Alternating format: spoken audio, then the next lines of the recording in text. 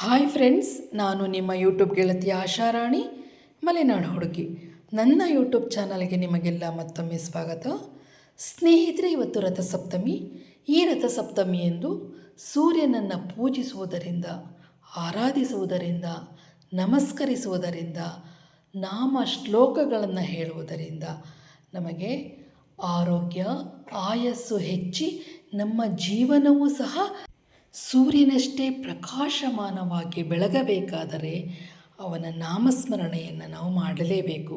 ಹಾಗಾಗಿ ಸ್ನೇಹಿತರೆ, ನಾನಿವತ್ತು ರಥಸಪ್ತಮಿಯ ಅಂಗವಾಗಿ ಸೂರ್ಯದೇವರ ಗಾಯತ್ರಿ ಮಂತ್ರವನ್ನು 108 ಬಾರಿ ಹೇಳ್ತಾ ಇದ್ದೇನೆ.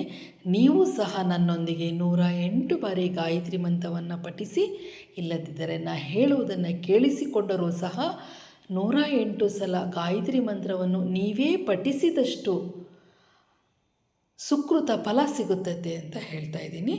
ಈ ಸೂರ್ಯದೇವರ ಗಾಯತ್ರಿ ಮಂತ್ರವನ್ನು ಕೇಳಲಿಕ್ಕೂ ಮುಂಚೆ ನನ್ನ ಚಾನಲ್ಗೆ ಯಾರು ಫಸ್ಟ್ ಟೈಮ್ ಬಂದಿದ್ದೀರೋ, ನನ್ನ ವಿಡಿಯೋವನ್ನು ಯಾರು ಹೊಸದಾಗಿ ನೋಡ್ತಾ ಇದ್ದೀರಾ, ದಯವಿಟ್ಟು ಸಬ್ಸ್ಕ್ರೈಬ್ ಮಾಡ್ಕೊಂಡು ನೋಡಿ, ಒಂದು ಲೈಕ್ ಮಾಡಿ, ಕಾಮೆಂಟ್ ಮಾಡಿ, ಶೇರ್ ಮಾಡಿ, ಸ್ಕಿಪ್ ಮಾಡದೆ ನೋಡಿ ಫ್ರೆಂಡ್ಸ್. ಓಂ ಭಾಸ್ಕರಾಯ ವಿದ್ಮಹೇ ದಿವಾಕರಾಯ ಧೀಮಹಿ ತನ್ನೋ ಸೂರ್ಯ ಪ್ರಚೋದಯಾತ್. ಓಂ ಭಾಸ್ಕರಾಯ ವಿದ್ಮಹೇ ದಿವಾಕರಾಯ ಧೀಮಹಿ ತನ್ನೋ ಸೂರ್ಯ ಪ್ರಚೋದಯಾತ್. ಓಂ ಭಾಸ್ಕರಾಯ ವಿದ್ಮಹೇ ದಿವಾಕರಾಯ ಧೀಮಹಿ ತನ್ನೋ ಸೂರ್ಯ ಪ್ರಚೋದಯಾತ್. ಓಂ ಭಾಸ್ಕರಾಯ ವಿದ್ಮಹೇ ದಿವಾಕರಾಯ ಧೀಮಹಿ ತನ್ನೋ ಸೂರ್ಯ ಪ್ರಚೋದಯಾತ್. ಓಂ ಭಾಸ್ಕರಾಯ ವಿದ್ಮಹೇ ದಿವಾಕರಾಯ ಧೀಮಹಿ ತನ್ನೋ ಸೂರ್ಯ ಪ್ರಚೋದಯಾತ್. ಓಂ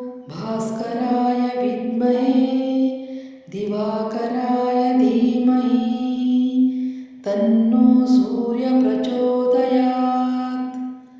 ಓಂ ಭಾಸ್ಕರಾಯ ವಿದ್ಮಹೇ ದಿವಾಕರಾಯ ಧೀಮಹಿ ತನ್ನೋ ಸೂರ್ಯ ಪ್ರಚೋದಯಾತ್. ಓಂ ಭಾಸ್ಕರಾಯ ವಿದ್ಮಹೇ ದಿವಾಕರಾಯ ಧೀಮಹಿ ತನ್ನೋ ಸೂರ್ಯ ಪ್ರಚೋದಯಾತ್. ಓಂ ಭಾಸ್ಕರಾಯ ವಿದ್ಮಹೇ ದಿವಾಕರಾಯ ಧೀಮಹಿ ತನ್ನೋ ಸೂರ್ಯ ಪ್ರಚೋದಯಾತ್.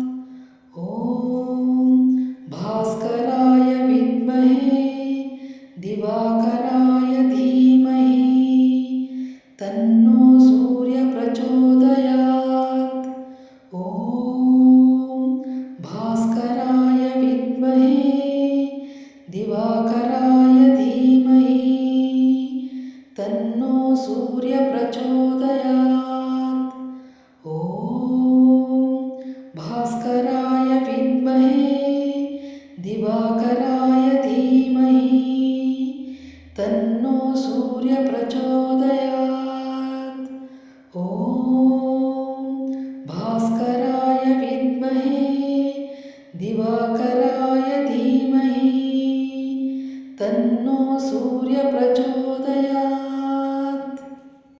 ಓಂ ಭಾಸ್ಕರಾಯ ವಿದ್ಮಹೇ ದಿವಾಕರಾಯ ಧೀಮಹಿ ತನ್ನೋ ಸೂರ್ಯ ಪ್ರಚೋದಯಾತ್. ಓಂ ಭಾಸ್ಕರಾಯ ವಿದ್ಮಹೇ ದಿವಾಕರಾಯ ಧೀಮಹಿ ತನ್ನೋ ಸೂರ್ಯ ಪ್ರಚೋದಯಾತ್. ಓಂ ಭಾಸ್ಕರಾಯ ವಿದ್ಮಹೇ ದಿವಾಕರಾಯ ಧೀಮಹಿ ತನ್ನೋ ಸೂರ್ಯ ಪ್ರಚೋದಯಾತ್. ಓಂ ಭಾಸ್ಕರಾಯ ವಿದ್ಮಹೇ ದಿವಾಕರಾಯ ಧೀಮಹಿ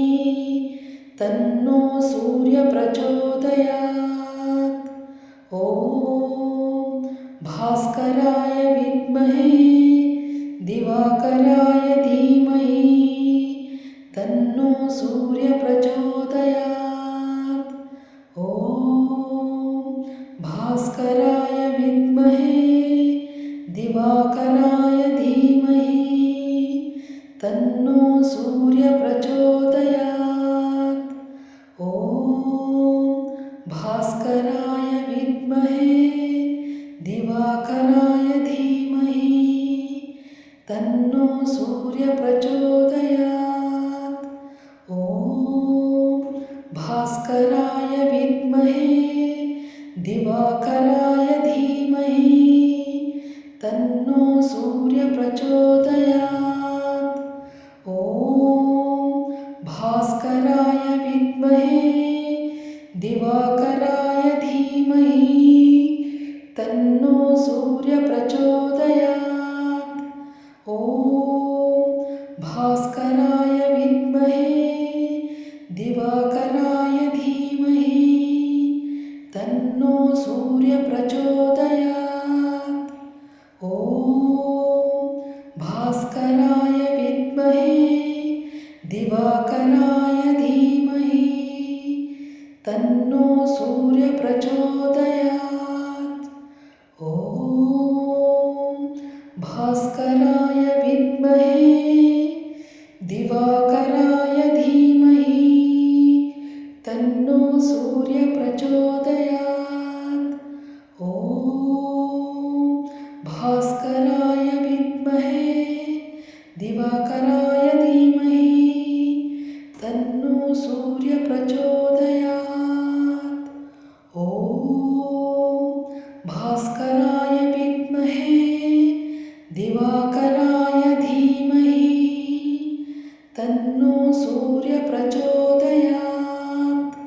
ॐ भास्कराय विद्महे दिवाकराय धीमहि तन्नो सूर्यप्रचोदयात्। ॐ भास्कराय विद्महे दिवाकराय धीमहि तन्नो सूर्यप्रचोदयात्। ॐ भास्कराय विद्महे दिवाकराय धीमहि तन्नो सूर्यप्रचोदयात्। ॐ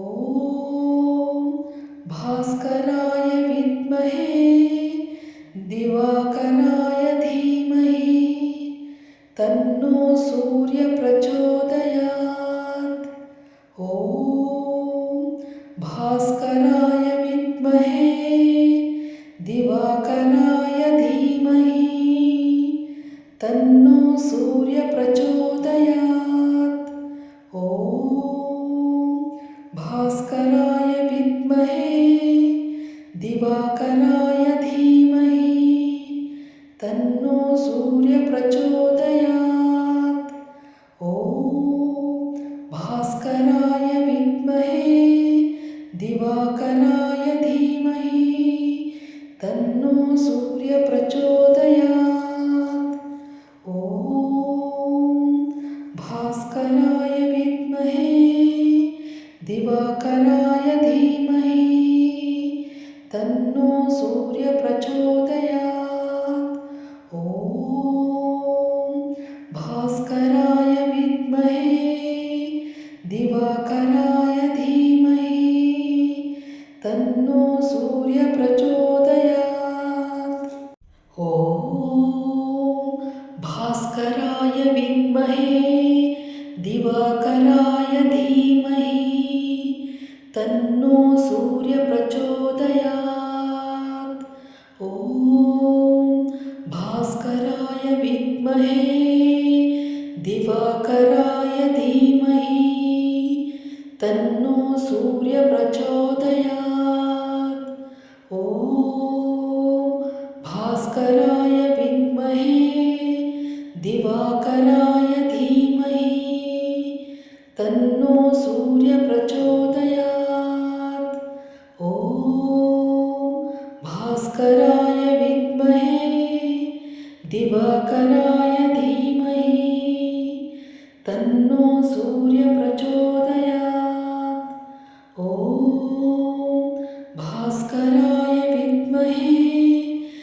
दिवाकराय धीमहि तन्नो सूर्य प्रचोदयात्। ॐ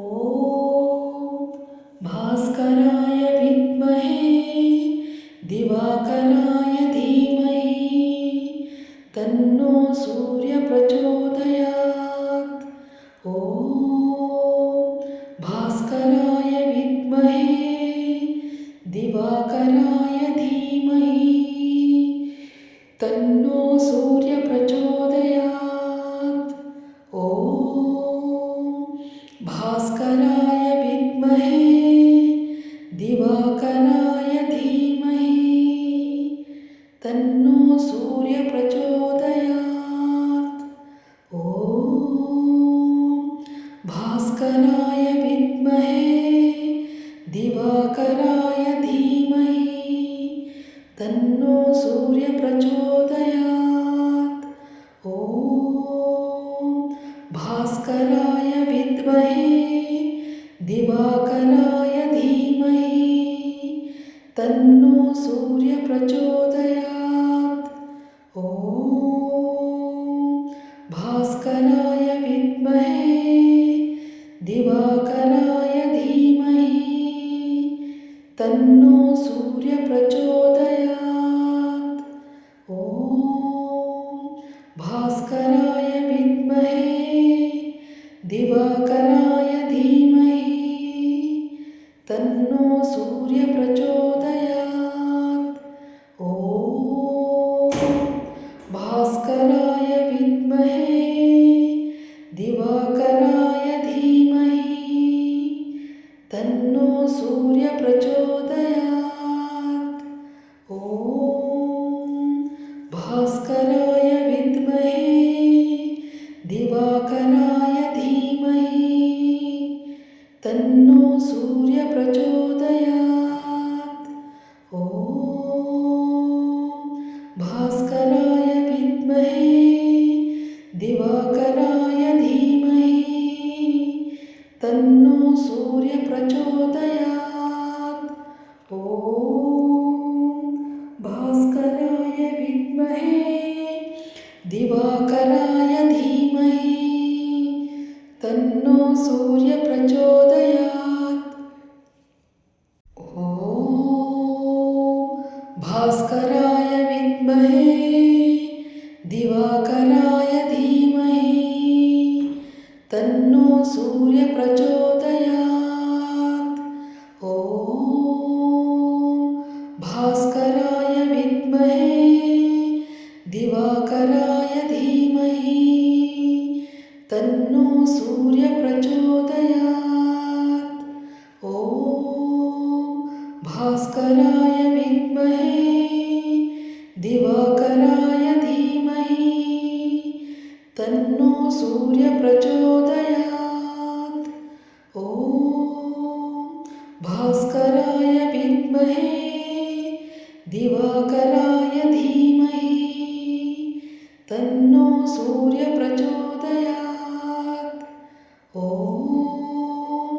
भास्कराय विद्महे दिवाकराय धीमहि तन्नो सूर्य प्रचोदयात्। ॐ भास्कराय विद्महे दिवाकराय धीमहि तन्नो सूर्य प्रचोदयात्। ॐ भास्कराय विद्महे दिवाकराय धीमहि तन्नो सूर्य प्रचोदयात्। ॐ भास्कराय विद्महे दिवाकराय धीमहि तन्नो सूर्य प्रचोदयात्। ॐ भास्कराय विद्महे दिवाकराय धीमहि तन्नो सूर्य प्रचोदयात्। ॐ भास्कराय विद्महे दिवाकराय धीमहि तन्नो सूर्य प्रचोदयात्। ॐ भास्कराय विद्महे दिवाकराय धीमहि तन्नो सूर्य प्रचोदयात्। ॐ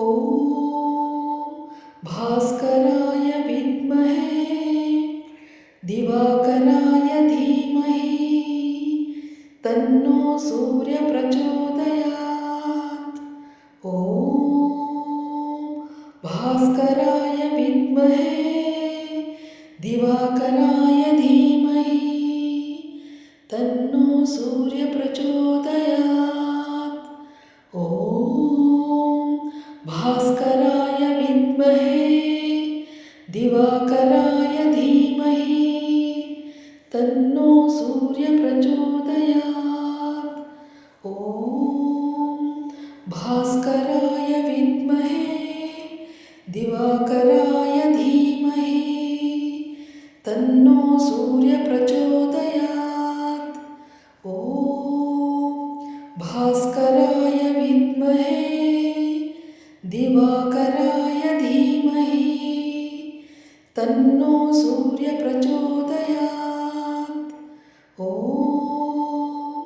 भास्कराय विद्महे दिवाकराय धीमहि तन्नो सूर्य प्रचोदयात्। ॐ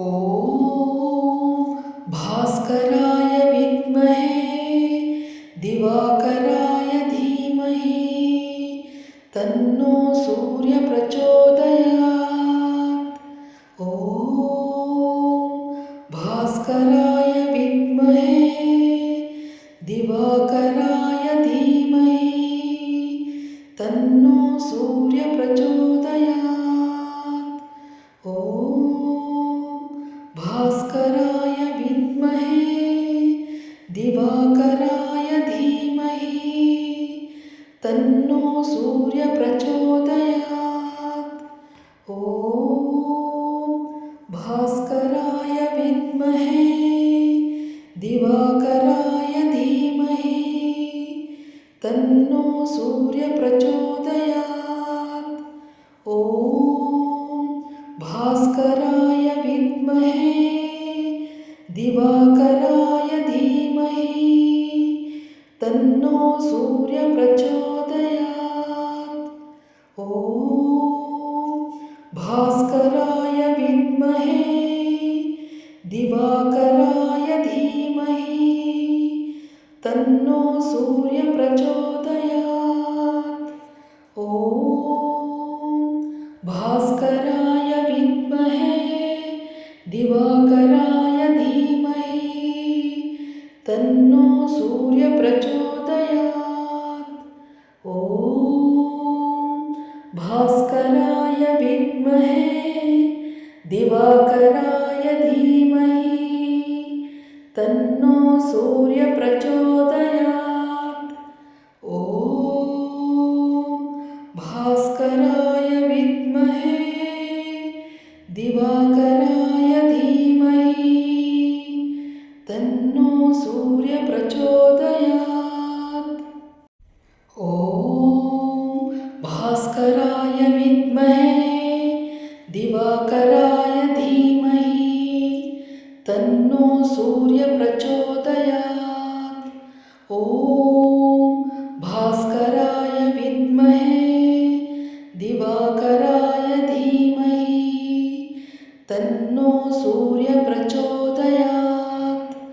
ॐ भास्कराय विद्महे दिवाकराय धीमहि तन्नो सूर्य प्रचोदयात्।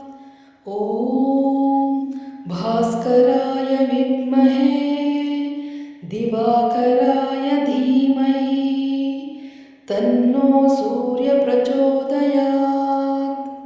ॐ भास्कराय विद्महे दिवाकराय धीमहि तन्नो सूर्य प्रचोदयात्। ॐ भास्कराय विद्महे दिवाकराय धीमहि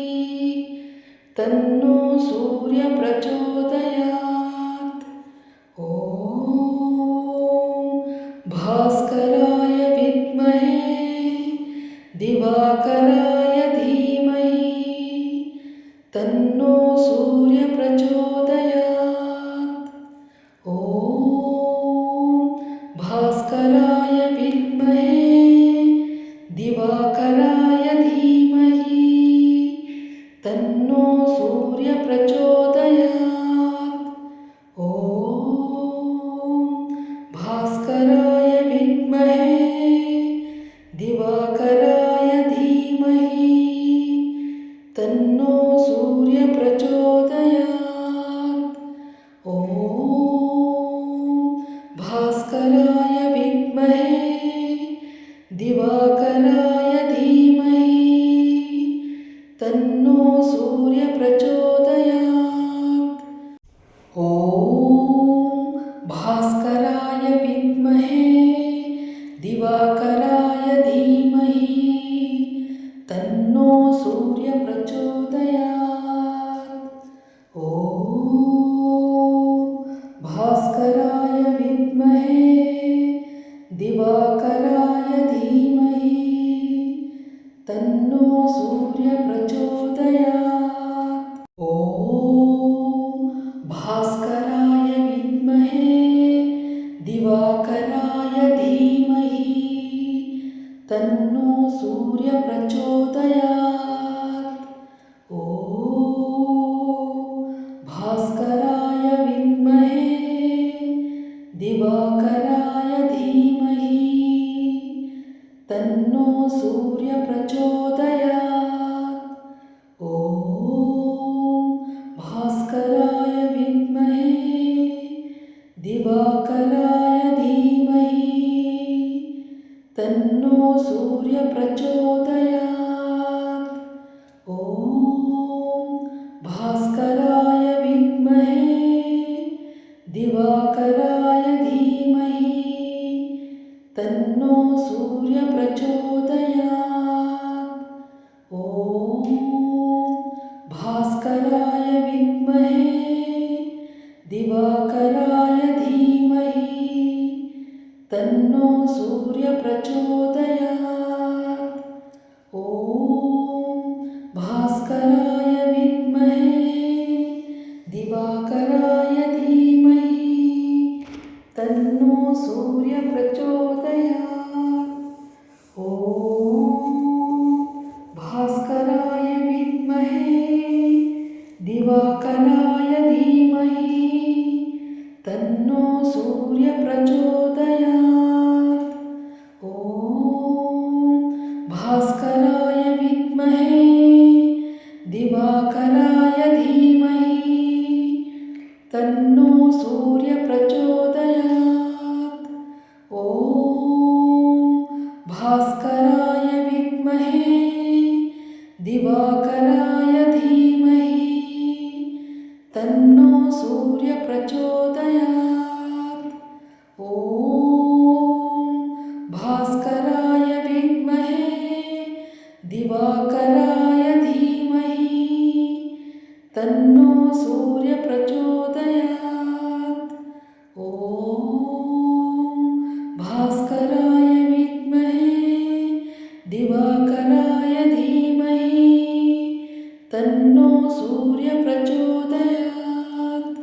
ಓಂ ಭಾಸ್ಕರಾಯ ವಿದ್ಮಹೇ ದಿವಾಕರಾಯ ಧೀಮಹಿ ತನ್ನೋ ಸೂರ್ಯ ಪ್ರಚೋದಯಾತ್.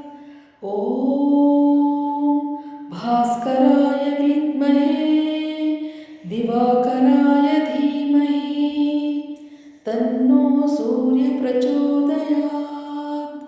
ಓಂ ಭಾಸ್ಕರಾಯ ವಿದ್ಮಹೇ ದಿವಾಕರಾಯ ಧೀಮಹಿ